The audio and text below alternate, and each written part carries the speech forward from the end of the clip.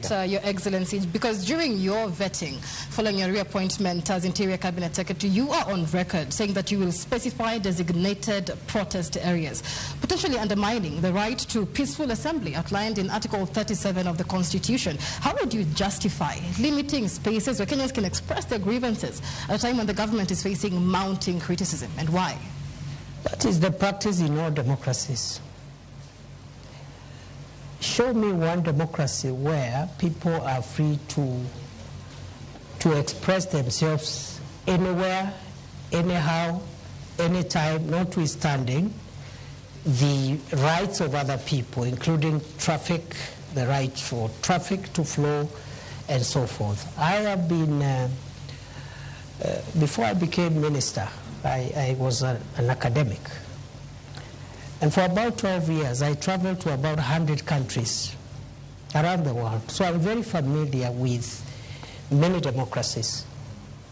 Many of them, including the Hague, where I spent almost 7 years in the International Criminal Court trials,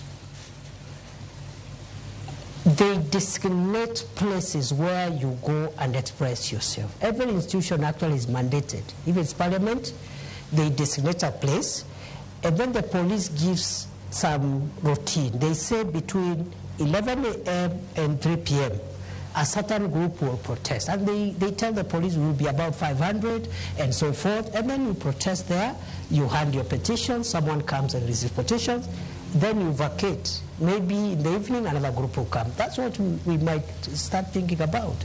But as long as we think that expression of rights means you venture and frustrate everybody else who is not part of your protest, then we are courting anarchy, and that's not part of democracy. Peaceful protest, because if we go to Chacha, even when you saw the protests regarding the 16 days of activism against gender-based violence, they were just roughed off by police. One even wonders, because we even have had leaders who have expressed a fear and concern that actually it's not even Kenyan police. So who are these that appear when Kenyans exercise the democratic freedom of picketing? The example you have given was regrettable, and government has already addressed itself to that issue. The Principal Secretary for State Department for Internal Security did. Don't you think the precedences are too many? Not really, I don't think so.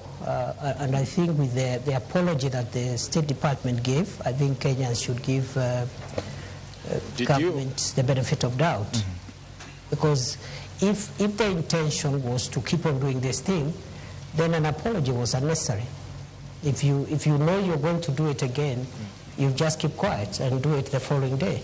Did you realize this only when you became the interior boss?